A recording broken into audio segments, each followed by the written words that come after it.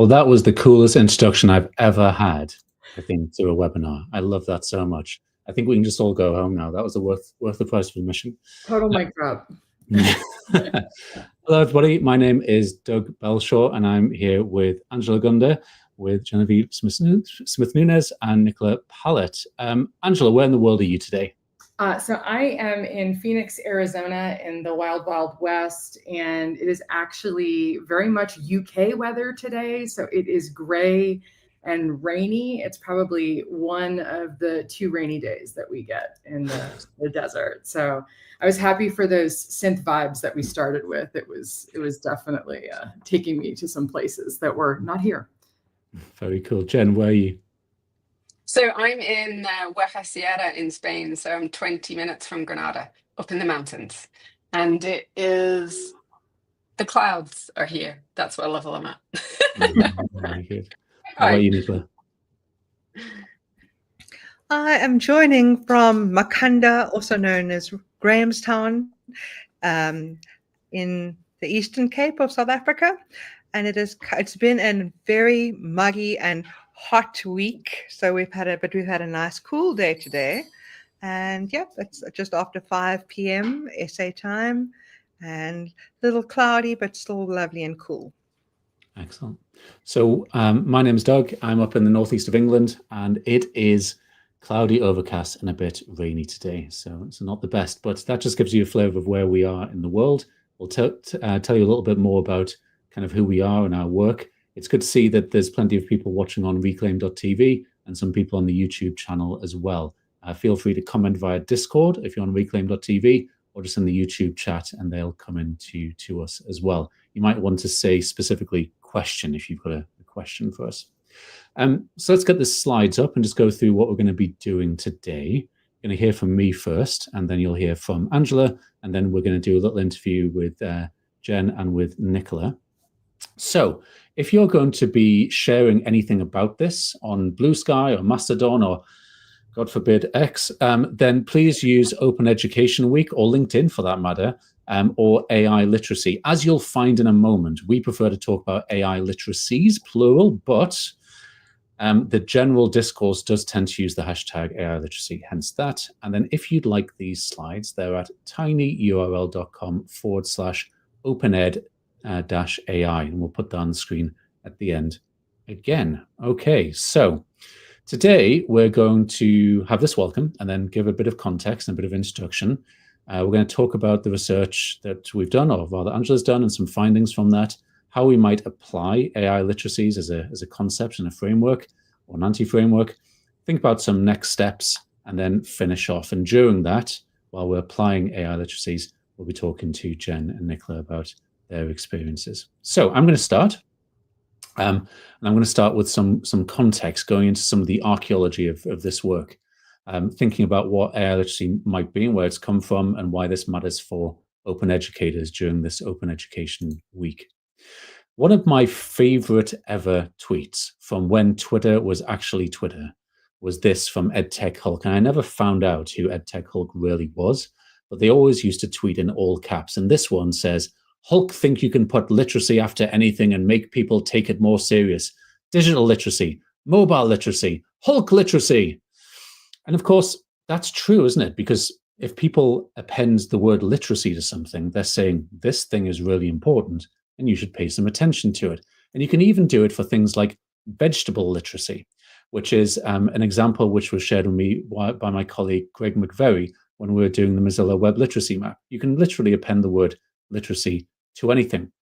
But what are we doing when we talk about something being a literacy? I would suggest what we're doing is we're asserting some kind of authority or power over a definition to a particular space.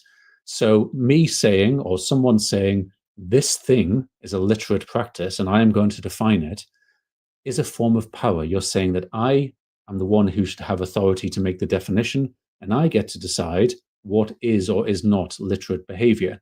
And that can have kind of a colonial aspect as well. So it's worth paying attention to who is doing the naming and who is doing the definitions of things. The other thing is, so this comes from some, and I'll link to this in a moment, some work that I did for my thesis back in the day. Talking about one digital literacy therefore becomes problematic because then we've got contested definitions of a single digital literacy. And it makes much more sense to talk about lots of digital literacies being plural and them being actually context dependent, because digital literacies in a professional context are probably going to look different to digital literacies in a personal context. They're going to look different in South Africa and Spain and the US and the UK. They're going to look different depending on your generation. They're going to look different depending on what technologies you're using. So there's a lot to do with context. And the other thing is that they're socially negotiated. So it depends on the interpersonal and intrapersonal relationships between the people who are doing the interaction at any given time. And that's true, of course, because to be literate, either in a written sense or in a digital sense, you need to be part of a community of other people who are literate. Otherwise, it doesn't really make sense. You're just standing by yourself saying, hey, I'm literate in this thing. And that doesn't make any sense because you're not communicating with anybody. So I came up with these 8 essential elements of digital literacies. And this was just doing this big meta-analysis of all different frameworks and different people who made definitions around digital literacy and information literacy and media literacy. And so there's 8 different elements that you can go away and have a look at if you want to. But essentially, they are made up of 4 skill sets, so cultural, creative, constructive, and communicative, and 4 mindsets, so confident, cognitive, critical, and civic. And the civic one was the one which seemed to be most controversial and contested when I came up with this kind of 15 years ago or so. And that was because people didn't really understand why digital literacies would be a citizenship issue. But I think we can realize why that might be the case now.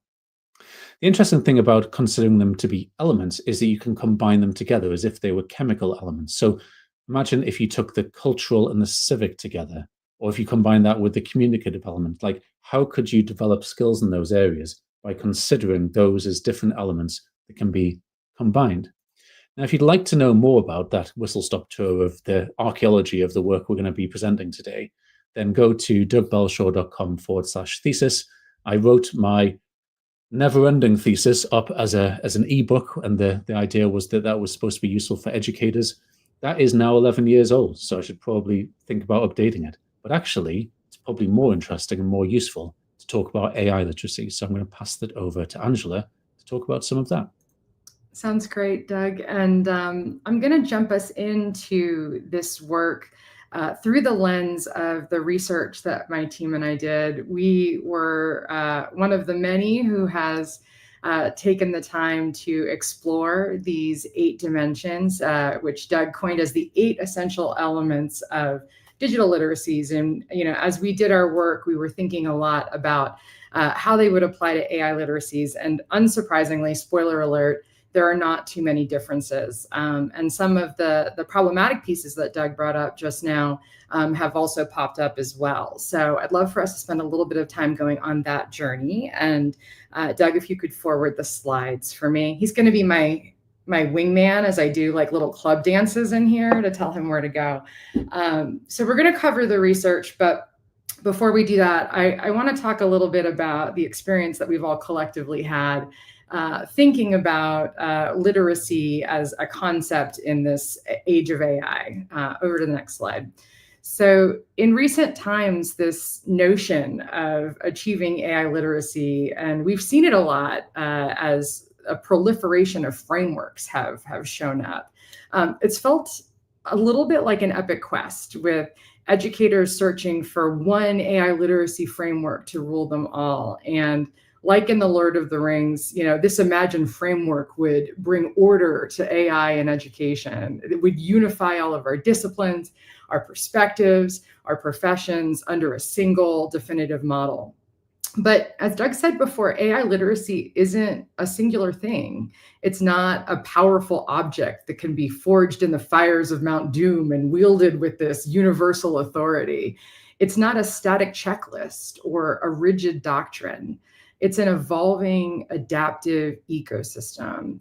And what we know about literacies is that they shift depending on context, application, and societal impact. So our challenge isn't really finding a single framework to govern them all, but understanding how those different literacies move together, how they interact, and how they shape our ability to think critically and creatively about AI, which we're going to hear from two folks who are doing this work on the ground and how this is applied.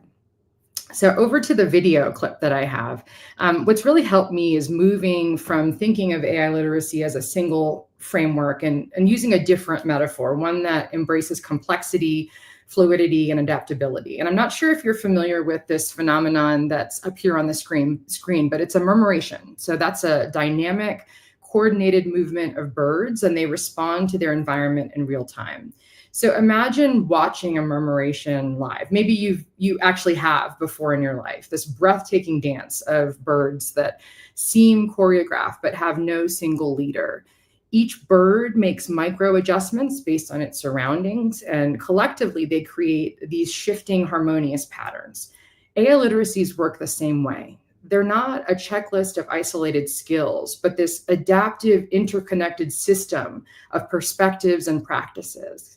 And just as the birds in a murmuration respond to each other and their environment to form a connected group, we have to navigate AI, especially AI within open education, with that shared agility, that awareness, and that collective responsibility. Next slide for me. So I've been observing these shifts. I'm sure you have too, as have my colleagues. And we've been looking at these shifts from all across the globe. And it's felt like the communities who were doing the best work with ethical and impactful uses of AI were in this dance of birds more than just a group of Canada geese flying in a V heading forward. I just want to clock that I feel like we've lost Doug and the slides. I'm going to keep on going because I just love telling these stories with you, and then we'll bring up some of the slides later once we get Doug to return. So as we were watching folks socially negotiating these spaces, we wanted to capture this murmuration of ebbing and flowing practices. And a couple of us got a call from some friends at UNESCO IITE that told us about some work that was happening with them and Shanghai Open University. And they invited me and my team to capture these evolving skills and perspectives on AI. And that's when this remix of Doug's work of the essential elements of digital literacies was formed into these dimensions of AI literacies. And midway into this work, MIT Open Learning also put out a call for researchers looking at the intersection of AI and open ed.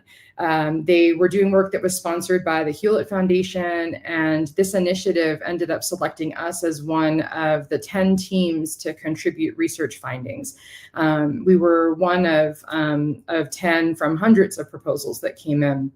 And that study featured the voices of over 50 educators from over 20 different countries. We had 6 continents represented, everywhere except for Antarctica, I like to say, in terms of capturing these perspectives from around the globe. This study was qualitative. I'm a qualitative researcher. I love portraiture method because I love hearing the lived experiences and the stories of folks. So we got to look at the responses through a few different lenses, and that was pretty exciting. One was those dimensions of AI literacies. Another was a framework that might be familiar to many of you that was created by Punya Mishra and his colleagues called the TPAC framework. And that looks at the technological, pedagogical, and content literacies that are required to use, in this case, AI for open education. And then last but not least, we used 3 C's of open culture, which were inspired by the work of Stuart Hall. And hey, Doug, what's up? Oh, and you're on mute. I can't hear you yet. Oh, and then we lost him. See, this is fun when tech works like that. I just need to not ask Doug questions, and then no, we should be good. So the 3 C's of open culture are inspired by the work of Stuart Hall, which include collaboration, creation, and connection. So who are the people that we serve? What are the things that we create and the resources that we create? And how do we connect to the communities that we serve? So from there, we had all of these conversations that we had with people. We coded this data, and there were 3 key findings that I want to call out today. We learned a lot, but the big 3 that I would like to talk about through the lens of AI literacies and those 3 conceptual frameworks are particularly compelling for open educators, will probably not be surprising to many of you, as they are absolutely things that we're seeing, thinking about, talking about already, that are perhaps new to some of our colleagues who are not as familiar with open pedagogy and open educational practices. So the first finding, and if Doug, you've wrested control back. Yep, there we go. One more. The first finding was that there was a prominent emergence of some very specific literacies. So cognitive and critical literacy showed up across the board in all of the conversations. For the folks that we were talking to in the Global South, cultural AI literacies came up quite a bit, which is not surprising. And open practitioners particularly were talking about the difficult intersection of critical and civic literacies, particularly around culturally affirming uses of AI, the dehumanization of learning that they were seeing by using AI for open ed, and then also difficulties with the attribution of work. The other huge one that we saw, that we heard from so many about, was the environmental effect of AI usage and the significant concerns folks had around perhaps supporting one of the UN Sustainable Development Goals of quality education while diminishing a lot of the others. So that was really interesting to see all of these literacies converging. It was sort of like that funnel that Doug showed before that was happening organically, especially with our folks working in open ed. We expect to see these continue to transition as our understanding of AI and our expectations for AI changes. And I'm really keen to continue to measure how those change and evolve over time. And I'm going to talk about a way that we're doing that in just a second. Next slide. The other thing that we looked at was that TPAC framework. And unsurprisingly, we determined that AI usage for open education and AI usage that espouses the values of open pedagogy requires a deep level of technical and content knowledge to use ethically and impactfully. And our librarians in particular highlighted the connection between AI usage and a need for information literacy. So again, not new business, things that we've known for quite some time, but were exacerbated by the emergence of AI. And that for educators using AI, there's also a need for pedagogical knowledge in order to create learning experiences that meet the goals and needs of our students. Again, like any digital tool that we're using in the classroom. Last big finding, if you go to the next slide, was that AI is significantly changing the ways that we build an open culture. So I talked about those 3 elements of how we collaborate, what we create, and how we connect.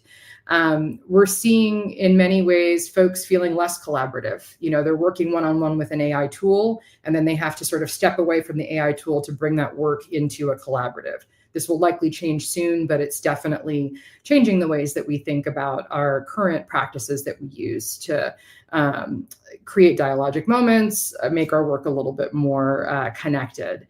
There's also tensions around the use of AI to create OER, especially related to attribution and even the validity of the content emerging from those tools.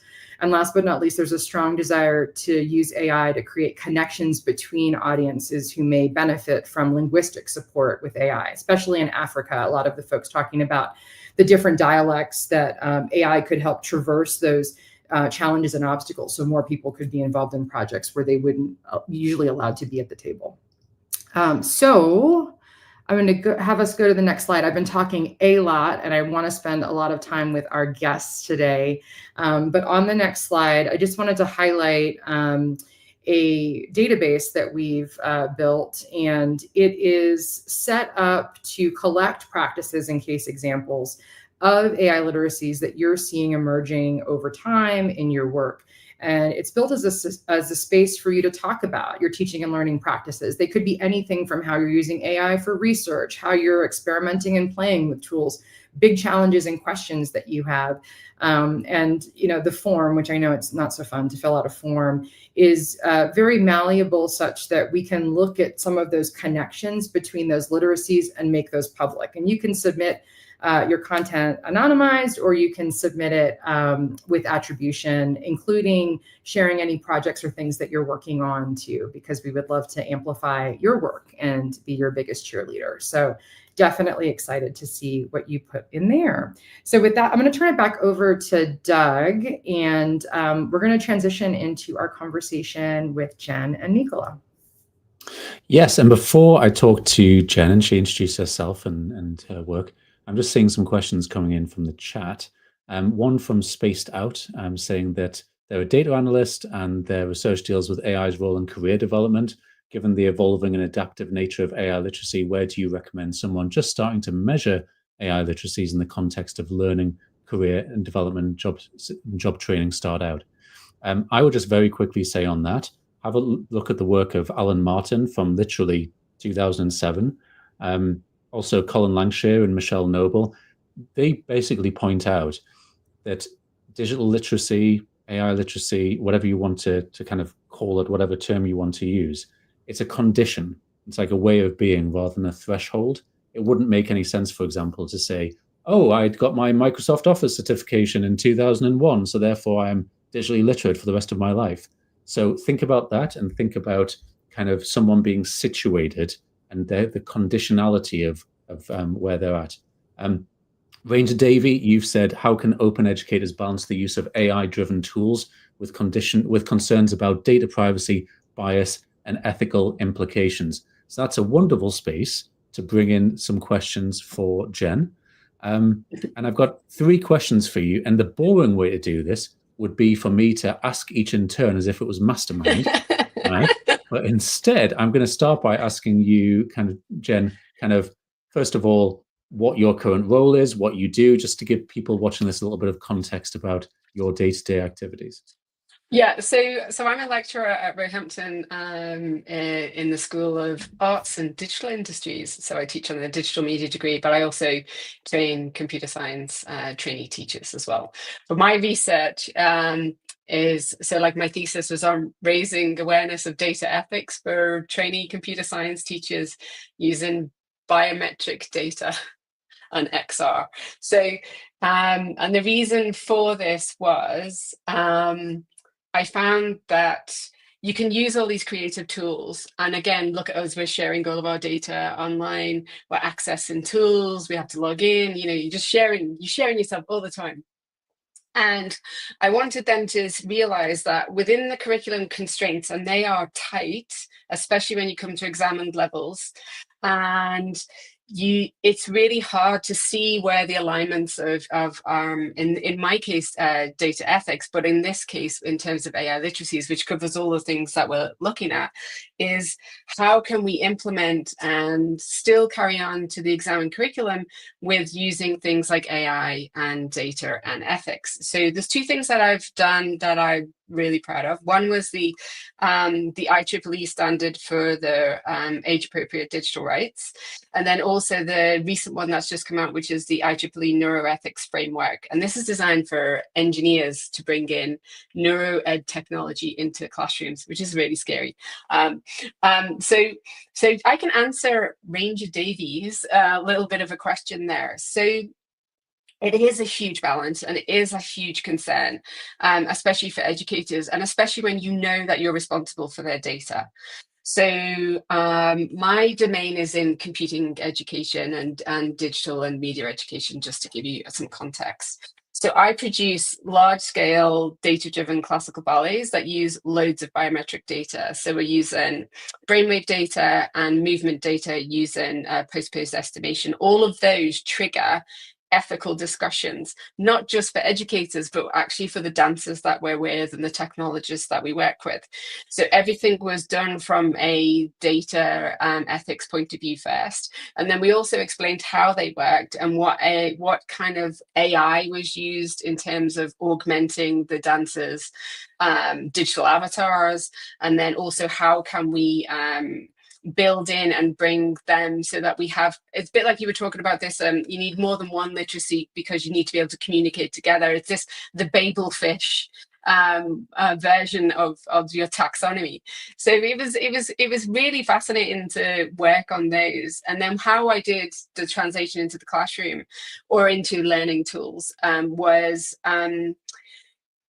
by looking at how we can interrogate the kind of different AI tools and actually large data sets, especially when you're dealing with biometric or human data. It actually just poses humongous ethical concerns. And it gives you the point of discussion, which is really important for me. So by having these aggregated, anonymized data sets, we then translated them into a learning tool for coding synthetic data sets. And then we looked at the ethics of what is a synthetic data set. So what is, just to give you a little bit of a background, so you have your real data set that you've captured with real humans, and you have to be super careful about what you do, how you governance the data, where you're trusting it, and how you've used the algorithms and any AI tools that have generated it.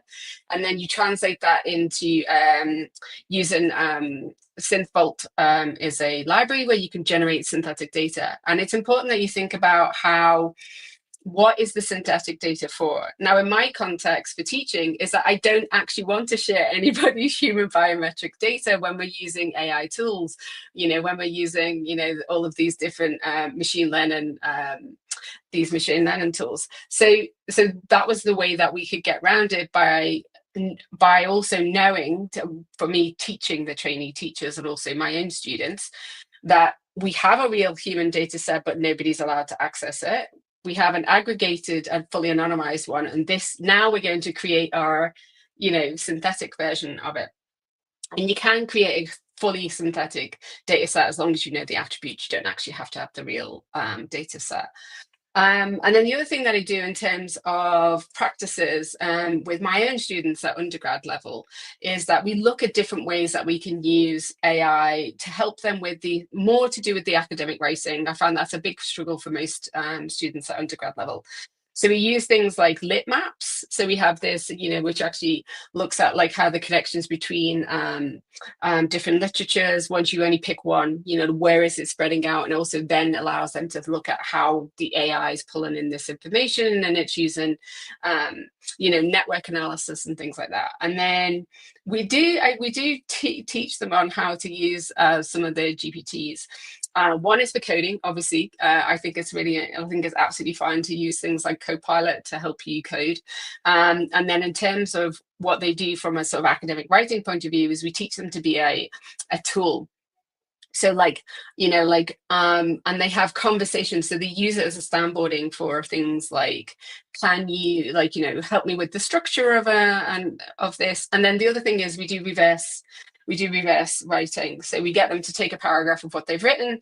We ask the AI to what is the key point coming out of this, and rewrite it. And once they've looked and seen that they're not actually saying the same thing, it's been quite interesting as tools in terms of how we can use it there. And then if you look at some of my stuff, which is linking to this idea of and we talk about this in terms of when you're using AI video generation, audio generation, and image generation, the credit to the creator is really challenging. So I did something called AI imagery analysis. So it's for all of my findings out of my thesis, and I use mixed methods. So I used interpretive phenomenological analysis for the lived experience. It's very time consuming, just so you know, but it's really detailed. And then I then took the same data and did sentiment analysis, again, all using Python, because that's the most common language used in the UK for coding, as opposed to using the academic version, which is R. So everything I could do, you could translate into the classroom. So like all the code that I wrote and things like that was available for doing that. And then I showed my students how to do it so they could see like what the sentiment analysis is coming out of these things.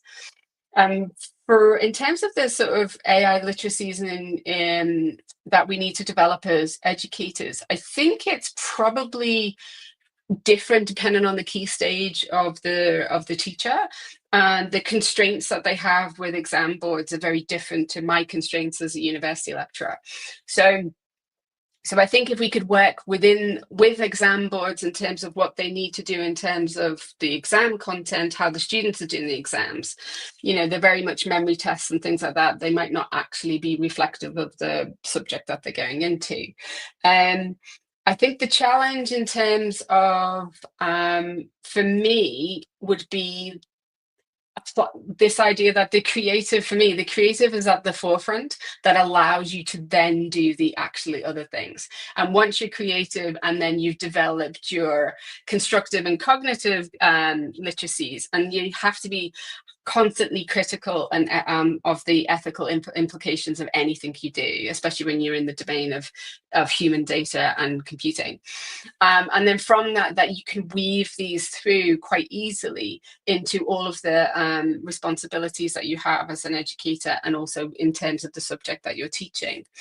So I think that's my challenge in terms of how can we allow it when we're getting so many blockers within education, like you can't use it for, you can't use AI at all. So my students are having this like dichotomy of like, well, I can't use it because it's banned in the university, or it's banned at school, but I can use it at home. It's interesting, isn't it? Sorry. So in any session where you're talking about digital literacies, obviously I'm then going to have a digital literacy issue and not be able to get into the session. So sorry about missing some of what you just said there.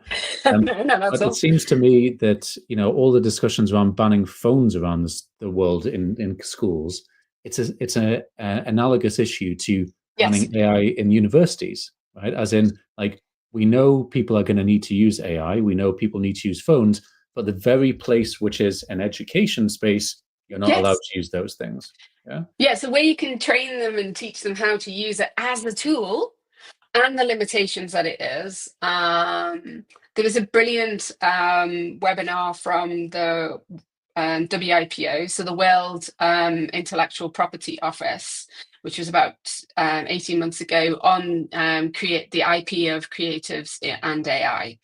And I will find the link for you and send it to you after this, because I haven't got it. It was just when you said that, I just remembered it. But it's definitely worth watching again, because that was really fascinating from an IP perspective on what the challenge of all these tools are in terms of creating, videos, voice, and images without accreditation. So yeah. And just before we hand over to Nicola, in terms of like, this is Open Education Week, and I know that you were talking there as I came back in about kind of showing students and like giving exemplars and sharing your practice. And I think a lot of the time in Open Education Week, in the open education world in general, we think about open educational resources and we use this term open educational practice, but actually these kind of very informal, sometimes quite feral practices that we're figuring out as we go along can be the most valuable things to students, to our colleagues, to the world at large. And you don't always know what's going to be valuable until you kind of put it out there. And I wonder if you had any experience of that kind of serendipitous aspect to your work. That's a good question. So I think one of the really interesting ones is when we were doing, because they create like immersive experiences or videos or whatever. They do loads of really cool creative stuff, and they wanted to have different voices and different languages. So they were using 11 labs, and then we were looking at it and going, well, there's like, you can create like a fake, you can record your own voice and create a fake version of yourself. And so we had a big discussion on like the ethics of that, and then the deep fakes, and that was really interesting. And then now there's some AI tools where you can just voice activate code. So again, they're going to be like, in order for that to work, they are recording your voice somewhere. They might not store it, or they might not say they store it. So that's really interesting. So that was the other thing that I found challenging, was when we're using post-post estimation, so sort of joint tracking, think connect, that kind of style.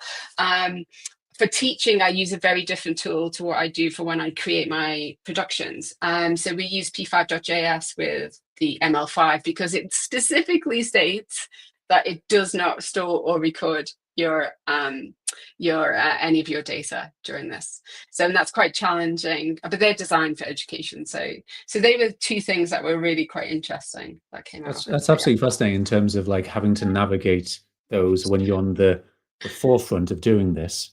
And it's no longer even, if you're not paying for it, you're the product. Even if you pay for it, you're the product, like these days. So Yeah. like thinking about what you want out in the world, and the 11 Labs one's interesting because you could use it for really fantastic stuff, but you're also effectively putting a synthesized version of your voice out there to make it really easy to clone you, scam your relatives, and generally do, identity theft. So potentially. Yeah, interesting times. Anyway, yeah, fantastic stuff, Jen. Sorry to not be present for all of your wonderful feedback. Angela, can I pass over to you and to talk to Nicola?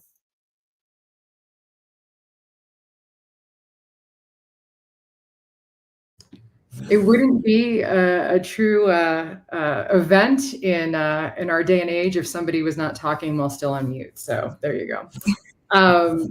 In the spirit of all of the digital hiccups that we've had today, which I love because they're all about extending grace and being flexible and being agile, I just want to call out before I do a formal quick intro of Nicola that she is in South Africa where internet can be dodgy. So if we lose you, Nicola, we will continue the show until we have you back and just go as planned, if that sounds good. All good, but the power is back. You can see we have light. I was sharing about load shedding in South Africa because we had some load shedding. So I work in the Center for Higher Education Research, Teaching and Learning at Rhodes University in Makanda, which is in the Eastern Cape of South Africa. And I have kind of an interesting split role in that I'm a senior lecturer and academic, but also an educational technology specialist. So I do some of the grunt work around supporting educational technology tools at the university, but also interestingly in the policy space. So worked on our new digital education policy, as well as co-designing our AI guidelines for staff and students and for assessment, and that kind of thing. And I think for a lot longer, I've actually been really into the open education space. I moved to Rhodes in, when was it? I've been here for 5 years now, and previously I was at the University of Cape Town, where I had this very vibrant community of colleagues who are very active in the open education space. So that's something that I kind of brought with me. And I think, whether AI is a threat to open education, I had to think about that question quite a bit. And I was like, I think it can create new opportunities, but also introduces a whole bunch of new challenges for OER creation, adaptation, sharing, and open educational practices. Opportunities definitely in terms of the speed at which we can use AI tools as creative buddies to generate text and images and so on. But I think we, especially in the Global South, have to recognize the implicit bias of a lot of the generative AI tools that we use and exercise critical AI literacies at every single step of the way, and use of the tools, and even, the inequalities between people who have access to paid versions of tools that are better. We've got to think about those kinds of things as well.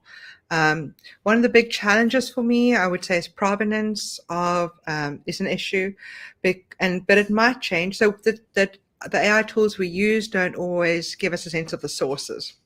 Where is this coming from? Yeah. I think it is changing, and we see it now with tools like ChatGPT's deep research, which is really interesting. However, I think localizing OERs, designing opportunities for open educational practice is for me still a very human endeavor because you need a very deep understanding of the context. Image generation for images that are, if you want images that are different to the dominant Western ideas, can be quite challenging. So we've got to exercise our evaluative judgment to say when does an image work or not work for my audience. So often when I'm looking for education-related images, and I was trying out Meta AI, and it all looks like the world of Meta. People look like they're office workers and they're sitting around a boardroom. It's like those are not and mostly white people, and those are not the kinds of images that would work in my space or that represent the colleagues that I work with and the students. I think for people new to, for example, open educational researchers, I think Gen AI does create a lot of confusion. Like if you don't know about open licensing and attribution, are all Gen AI prompts and responses open? Who and what are we attributing as the source? And I think this is something that the open education community, as the community, we're going to need a lot of guidance around. And what is good practice in the age of Gen AI tools? So 10 years ago, I created, over 10, my first OER, and I actually had a look at it again. And I thought, well, I put a lot of time into that. And at the time, there were quite a few traditional open education folks who said, this is not open about it. You used a commercial tool to create your resource. You used Adobe InDesign. The format was a PDF. It's not easy to adapt. The file size is big, doesn't consider accessibility for differently abled students. This resource actually, needs some improvement. So I thought, okay, well, now over 10 years later, if I use Gemini to get some tips on how I could adapt and update, and Doug also mentioned earlier, updating his ebook. So I thought, okay, let me see. I went on to Gemini because that is our institutional kind of approved tool at the moment, currently only accessible to staff, but I gave it a try. And I thought, okay, actually, I did a little prompt, and I thought it can help us to think about aspects of openness that we might not have thought of. So I thought this is a little experiment, and I'll share this with you guys, is the link to this Google Doc where I put the prompt and got a response. And I just thought, if you are, I'm going to put it in the comments so everyone can, I can't move it there. So I'm going to put it in the private chat for now. We'll get it to you in the in the main space. Cool. Thank you. And I just thought, say you're an educator and you want to start exploring open education, and perhaps you're not part of a community where you have a lot of colleagues who can assist you or advise you on different parts of it. So I think the Gen AI tools can sometimes be a helpful buddy. And just through that example that I shared, I thought it was interesting that in some ways, even though I was asking for a very specific thing, I was asking it to help me update the resource in terms of free video editing tools, because the resource is about student video assignments. And over the years, I received lots of emails from people saying, oh, they love this resource. It's really useful. So educators are using it. I thought, okay, maybe it's time I create a new one. And the feedback, the response that I got from Gemini in some way was also evaluating the quality of the OER and making suggestions that I could consider for updating it. Is it focusing on the technology too much? It did mention consider student skills and access to technologies, which is actually mentioned in the resource. But I wondered, well, can it advise around contextual relevance, cultural sensitivity? Maybe I needed to prompt a little bit further. But I think it also is a bit more technical of a focus and focusing on values. But on the other hand, maybe it's a mirror, reflecting back the dominant ways people in the global north, where a lot of our AI tools are created, are talking about creating OERs and what is important. So I thought that was also interesting. So you can, also using these AI tools as a buddy, you get to reflect and think about issues further. So I thought that's a useful exercise to consider. Practices and perspectives, I'm exploring at the moment. I think that was one.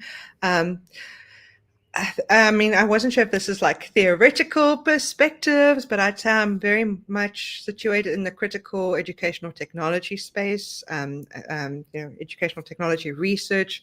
And I really like the work on from the post-digital perspectives, particularly concepts like socio-materiality and entanglement that help us make sense of the technology and the social and the ways in which these are interconnected. I recently created an activity for our online course, and the focus of that particular session of the AI course was on ethical considerations. And I adapted some of Tori Trust's wonderful slides that she had openly licensed. And then I added an activity for the course participants. And I asked them, use your favorite AI tool. And I gave them a prompt and I said, find an infographic that compares different popular Gen AI tools and the water and energy required by companies to make these tools work. Please include a source. And it showed how the inequalities between the different the tools that the different Gen AI tools that participants had access to, showed those up because they were getting different responses. It also showed up the lack of transparency that we see from these companies about their environmental impacts. And some responses explained, why collating this information was challenging, what kinds of information one would need to do or consult to be able to generate this kind of infographic, and also provided links to articles. Some responses had links to articles, such as an interesting piece from MIT. So yeah, I thought, actually I could do this activity again, get participants to share their outputs and reflections on the process of sharing in the class and co-authoring a short case study to share in various forms, whether as an open resource related to teaching and learning with Gen AI tools, and at the same time raise awareness about the environmental impacts of these tools. Yeah. I was going to say, Nicola, I have a question for you that is related to these amazing practices. And thank you so much for covering the breadth of the work that you do, not only for your own students, but supporting faculty, doing instructional design work, thinking about professional learning, thinking about forwarding open pedagogy, building strategy, and sort of combining all of those in the age of AI is insane. It's banana cakes, but beautiful, beautiful work. As you're doing this and as you're sort of observing this work, ebbing and flowing, I liken AI literacies to almost being a push and a pull, right? Like we have to have certain literacies that we put out there or push out in order to ethically or impactfully use a tool. And then we also pull back or gain skills from engaging in those practices. Can you give us, some examples, maybe one of the case examples that you gave just now of how you've changed OER that you've made in the past, or perhaps how you've created new assignments using AI in terms of what AI literacies did you need to have in order to do those things? And then what AI literacies did you gain from doing those things? I think definitely I needed the cultural, side of it and understanding the audience. Often use generative AI tools as a creative buddy to generate a workshop outline and activities. And there are times where I think, okay, that's not going to work, but interesting idea. I can change it in that way. It's so tricky because I think it's always a combination. And sometimes what you see might not be what you are expecting or think of at all, because of the bias that is implicit in a lot of the Gen AI tools, that they carry the worldviews of the places they were developed. And yeah, I think for me as well, the other big thing is always the unequal access. Bearing that in mind throughout everything. So unequal access to Gen AI tools and inequalities in critical AI literacy. So one of I can think about our co-designed a digital literacies kind of informal course offering for our first year students. And we had this interactive document.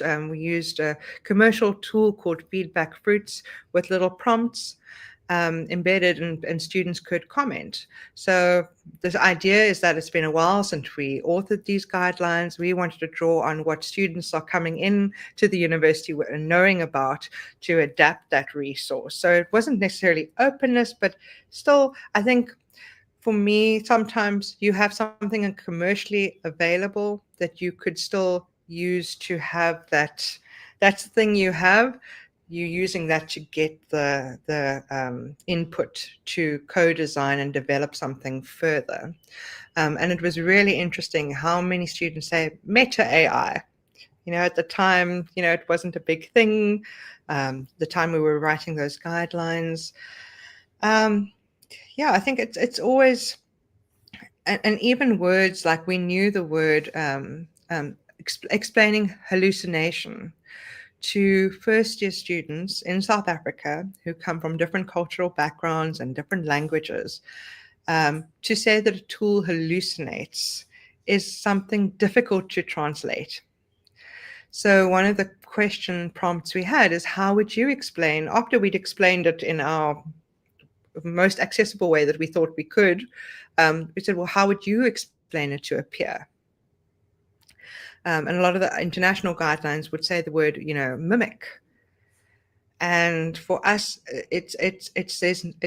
I was chatting to colleagues and they were talking about how difficult that word actually is translated. So when we had that little prompt where students could respond, how would you explain it to a peer? That gives us good insights on how we could redesign a resource. It's really interesting because it's kind of the contextualization, isn't it? That peer learning, use the metaphors which work for you, use the language which works for you, and just being on hand to make sure that they don't go off on a massive tangent or interpret it in a way which you didn't intend for it to be interpreted. We're going to have to wrap up a little bit because we're getting towards the end. I want to make sure that you've said everything you want to say, though, Nicola. Before we get on to the next bit, is there anything else you wanted to mention in your section? No, I think we're good. For me, just the main dimensions, the cultural, the ethical, communicative. I think those are entangled in very interesting ways in my context. Yeah. No, I can imagine, yeah. Well, thank you very much for your input. Just before I hand over to Angela to talk about the links and finishing off, I want to address something which JPod40 said in the chat recently, which was that the coding example is interesting. I was listening to a podcast this week that was talking to developers who were arguing that people using Gen AI to create code are not learning the fundamentals of code. Now, for me, that's really interesting because I've been creating a platform using Gen AI and I've done any of the coding on it. And for me, that's putting me in the position of somebody who would be like writing an essay without writing the essay kind of thing. And it's problematizing it in interesting ways for me because I feel like I've got superpowers, but also I haven't got no way to back up those superpowers. Like when the code needs maintaining, I've got nothing. So that's going to be an interesting learning experience for me. Angela, let's finish off by talking about what people can do in response to what we've been doing today. Yeah, I'll be lightning quick with this one. I'm just going to give a shout out again to the paper that was put together for MIT Open Learning. There's a bit.ly link here. I know a lot of us are moving away from bit.ly since it's now deciding to add ads there. So this might be the last bit.ly citing for a little bit of time. But you can definitely check out the paper. The paper is also linked from the We Are Open website and the Open Culture website that you'll see those links in just a second, along with a lot of other works that Doug and I are separately and collaboratively working on and doing related to AI literacies research and AI usage for open ed. So definitely encourage you to keep in touch with all of that. A slightly longer link for you, that a link to the Open AI Literacies repository. That's that submit a case example slide that I had shared earlier. Definitely want to hear your stories. You had two sets of examples from the amazing, I'm going to call them lightning talks as opposed to interviews with Jen and Nicola, that may have given you some inspiration for thinking about things that you're already doing or that you want to do. So definitely share those on the website.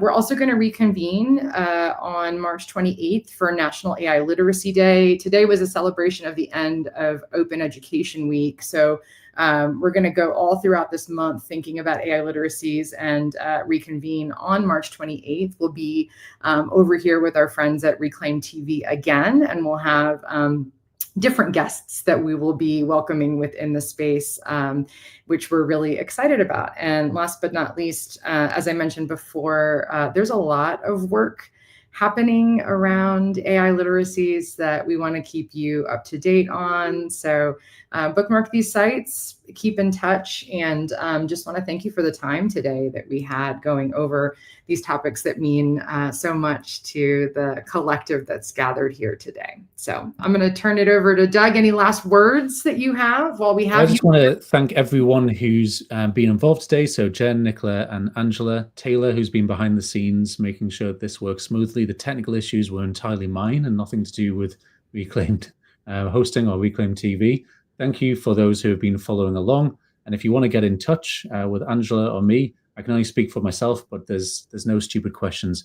There's only stupid answers. So please do get in touch, have a look at the slides, and use those hashtags if you're talking about this session. Thank you for now, and we'll hope to see you on the 28th of March. Thanks, everyone.